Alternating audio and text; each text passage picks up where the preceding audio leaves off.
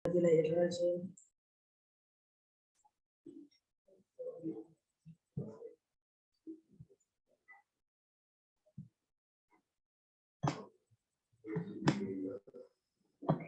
Assalamualaikum warahmatullahi wabarakatuh.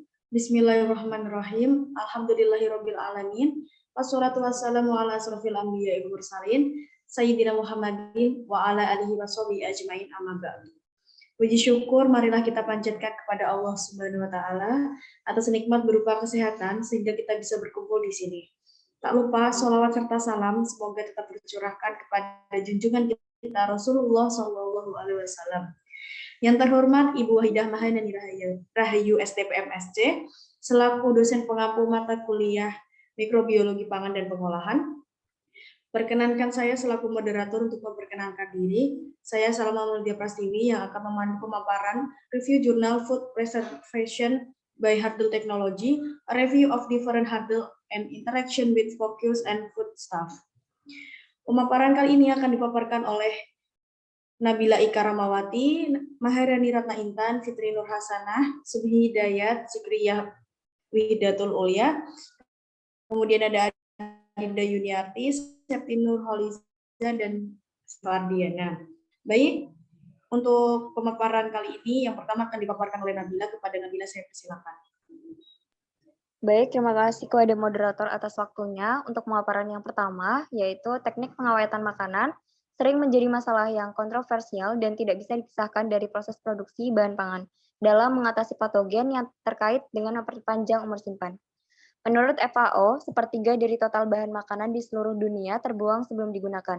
Konsumen ingin menggunakan bahan makanan segar dan alami yang mana merupakan kondisi yang sulit bagi perusahaan makanan untuk meluncurkan teknik baru untuk pengawetan. Kombinasi faktor atau metode pengawetan yaitu AW atau aktivitas air, pH, perlakuan panas, aplikasi ekstrak obat herbal, dan lain-lain. Beratnya penerapan pada teknologi hurdle ini yaitu ada pada salah satu faktor pengawetan yang dapat menyebabkan menurunnya kualitas gizi sebagai dampak dari kerusakan yang dapat terjadi pada bahan pangan.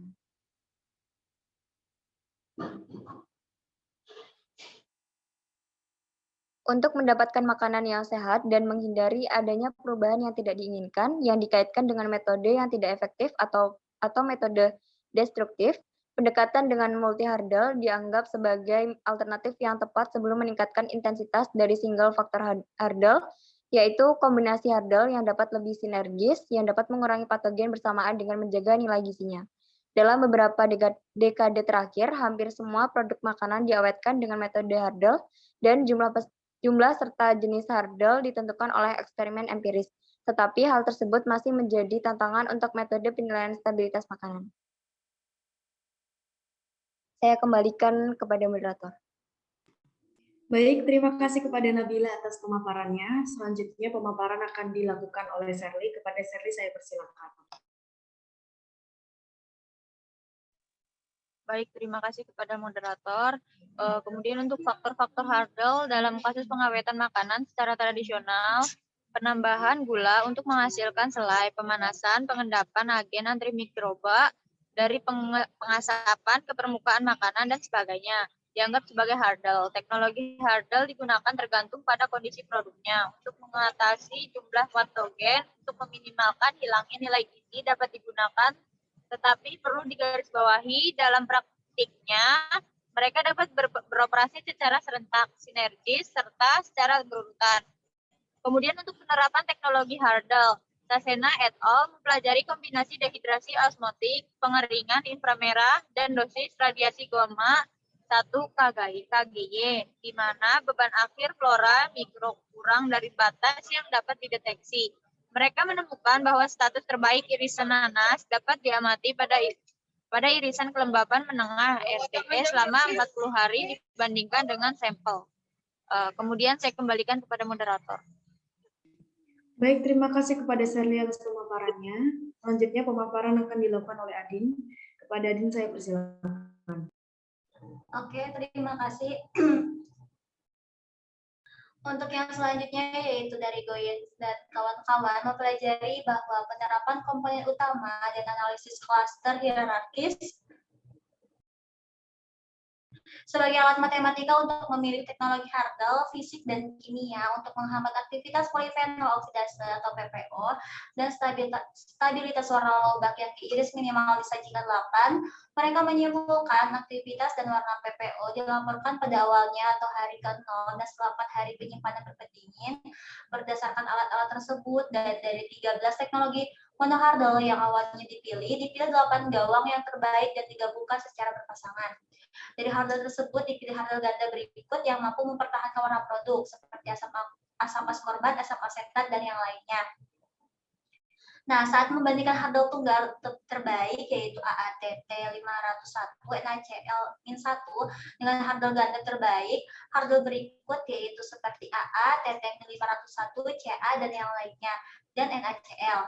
Dipilih salah satu sebagai yang mampu mempertahankan warna khas irisan lebak dengan parameter sensorik yang dapat diterima dan penghambatan enzim setelah 4 hari penyimpanan. Untuk slide selanjutnya, saya kembalikan kepada moderator. Baik, terima kasih kepada Adinda atas pemaparannya. Pemaparan selanjutnya akan dilakukan oleh Adinda kembali. Baik, terima kasih. Selanjutnya, menurut Wardon, merancang teknologi hardel yang tepat menggunakan panas dan ultrason status metabolisme, Saccharomyces pada cerevisiae pada fase pertumbuhan eksponensial akhir diterapkan menggunakan analisis flow cytometrik. Fluoresen waktu nyata, organisme tersuspensi dalam garam fisiologis menjadi sasaran selama 5 menit, baik panas 55 atau 60 derajat Celcius atau ultrason 20 kHz atau kombinasi keduanya, dan dianalisis untuk sel-sel yang layak cedera membran dan sel mati menggunakan thiazol, orange, dan propedium iodida. Analisis menunjukkan bahwa selama periode waktu, sel-sel yang terkena panas berkembang dari layak menjadi membran luka sampai mati. Pada preparat yang dipanaskan, penurunan yang terukur pada populasi sel yang hidup pada prinsipnya disebabkan oleh cedera membran.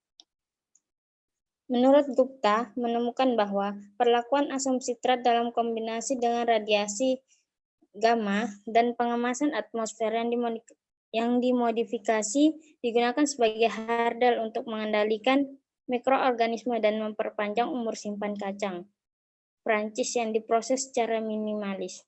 Metodologi permukaan respon digunakan untuk mengoptimalkan perlakuan asam sitrat dan dosis G iradiasi untuk mendapatkan produk dengan kualitas mikroba dan sensorik yang diinginkan.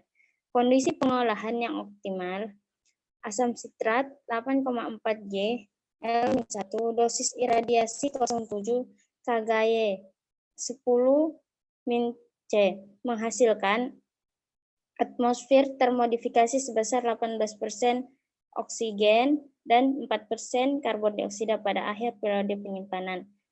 Dalam kondisi ini, umur simpan produk dapat diperpanjang 1 minggu dengan kualitas sensorik dan nutrisi yang dapat diterima sebagaimana dievaluasi oleh kandungan antioksidan, fenolat, flavonoid, dan vitamin C total 10.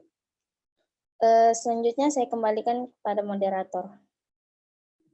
Baik, terima kasih kepada Wida atas pemaparannya. Pemaparan selanjutnya akan dilakukan oleh Sugi. Kepada Sugi, saya persilakan. Terima kasih. Untuk gambar selanjutnya terdapat pada gambar 1, yaitu ada parameter hardel. Di situ terdapat kemasan aseptik, energi elektromagnetik, suhu tinggi, radiasi pengion, suhu rendah, atmosfer yang dimodifikasi, dan film pengemasan. Next. Untuk rincian tabelnya dapat dilihat pada tabel berikut. Next. Pemindaian mikroskop elektron menunjukkan kerusakan batas yang luas pada sel setelah sonikasi 1 menit, ultrason cepat, mikrobisida, dan kerusakan membran yang diinduksi kavitasi mungkin segera mematikan. Disintegrasi lengkap sel yang menjalani sonikasi lambat dan bukan metode utama kematian sel.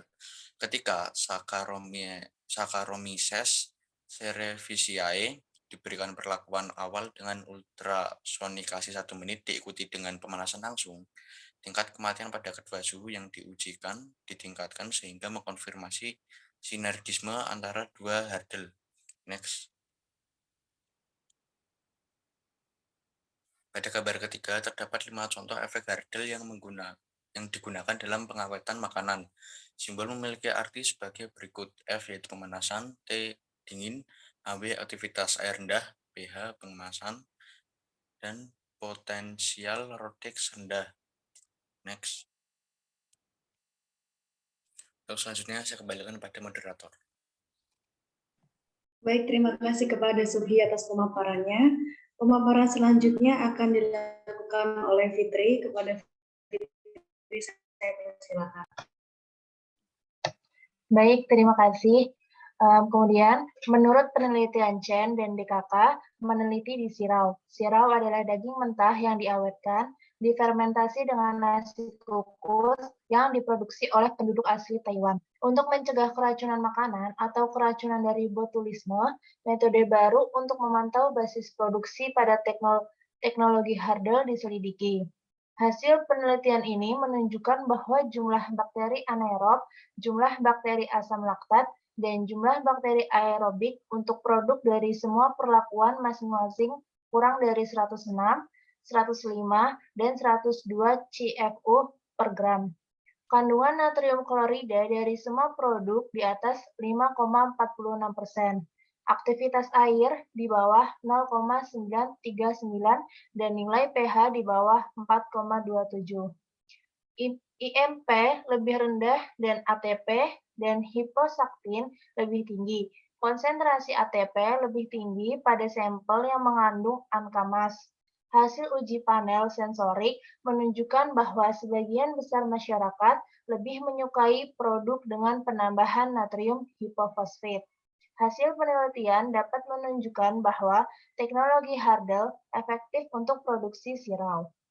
Kemudian, menurut Lee, meneliti Escherichia coli O15H7 adalah anggota kelompok heterohemolagik dari E. coli yang telah muncul sebagai patogen bawaan makanan yang menjadi perhatian utama kesehatan masyarakat.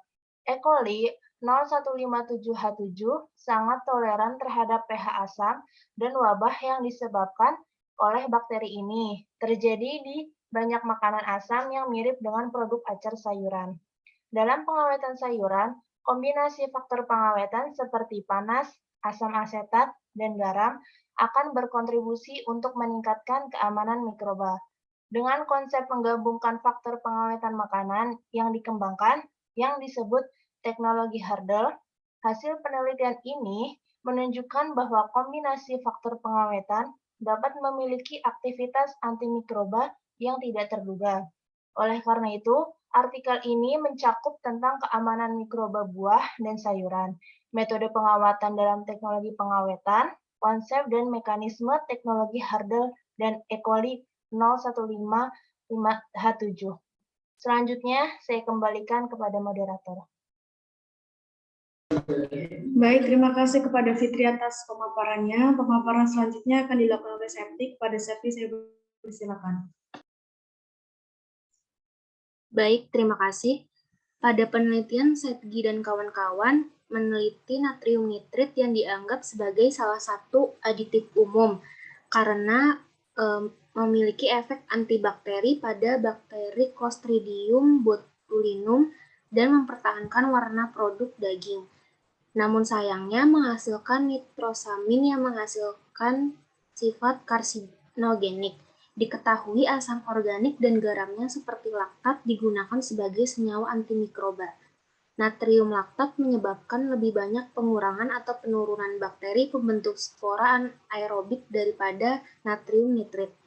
Dapat menghambat botulin yang diproduksi oleh bakteri Clostridium botulinum. Dalam penelitiannya, penurunan jumlah natrium nitrit dari 120 ppm menjadi 15 ppm dengan penambahan natrium laktat atau natrium diasetat menghasilkan produk yang dapat diterima oleh konsumen. Hasil terbaiknya melalui penambahan 3,0625% natrium laktat atau natrium diasetat dalam kombinasinya dengan natrium nitrit 30 ppm. Hasil lainnya menunjukkan bahwa pengurangan pertumbuhan patogen daripada natrium nitrit sedikit meningkatkan rasa, tetapi tidak dapat mempertahankan warna merah muda kemerahan yang dihasilkan oleh natrium nitrit. Selain itu, natrium laktat menyebabkan penghambatan pertumbuhan mikroba, mengurangi perubahan kimia, meningkatkan sifat sensoris pada perbaikan rasa dan tekstur. Meskipun warna yang tidak dapat menunjukkan ketidakmampuan natrium laktat atau diasetat, ia memiliki efek sinerginya dalam kombinasi dengan natrium nitrit pada produksi nitrosom myoglobulin telah terbukti, yaitu menyebabkan pengurangan natrium nitrit pada sosis. Baik, selanjutnya saya akan serahkan kepada moderator. Baik, terima kasih kepada Septi atas pemaparannya. Pemaparan selanjutnya akan dipaparkan oleh Maharani. Kepada Maharani, saya persilakan. Baik, terima kasih. Selanjutnya, saya akan menjelaskan tentang agen antibakteri.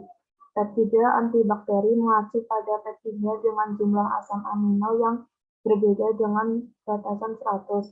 Peptida antibakteri melawan mikroorganisme yang bervariasi dari bakteri ke virus dan yang lainnya. APS mengategorikan dalam 4 kelompok, yaitu lembar, helix, loop, dan peptida diperpanjang. Karena sebagian besar dari AP kaya akan asam amino basal seperti arginin, sehingga memiliki muatan positif yang bersih. Seiring waktu, peptida antibakteri lainnya ditemukan pada bakteri gram positif dan negatif, bahkan pada jamur.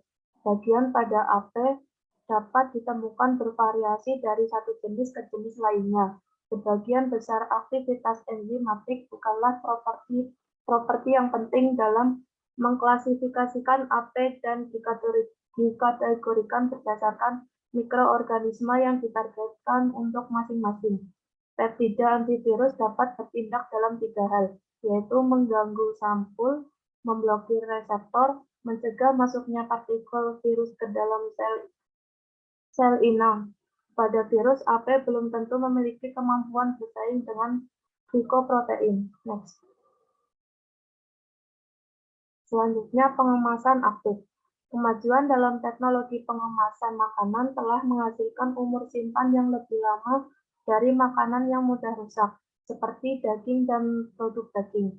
Baru-baru ini, banyak penelitian telah dilakukan di bidang kemasan aktif.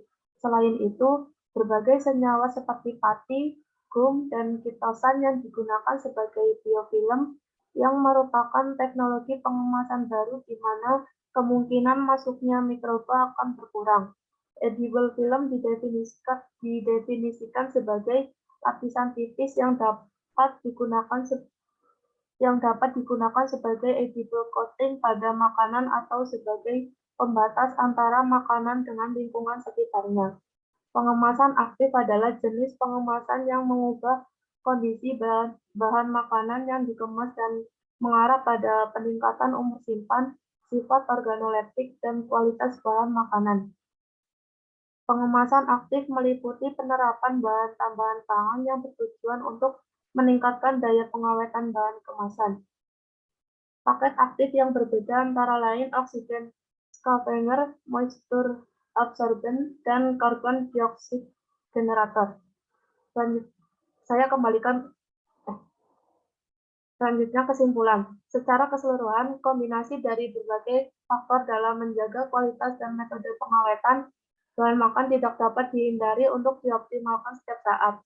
Perlu dicatat bahwa teknologi Hurdle membuat perubahan sensorik dan nutrisi yang minimal pada produk yang membuat produk lebih berharga dan dapat diterima daripada yang diperoleh dengan metode konvensional dan telah menjadi keuntungan bagi pengawetan produk makanan yang efisien. Saya kembalikan ke moderator. Baik, terima kasih kepada Maharani atas pemaparannya. Sebelum kami pamit undur diri, saya selaku moderator mewakili seluruh anggota kelompok Mengucapkan terima kasih dan mohon maaf apabila terdapat tingkah laku dan perkataan yang kurang berkenan. Akhir kata, wassalamualaikum warahmatullahi wabarakatuh.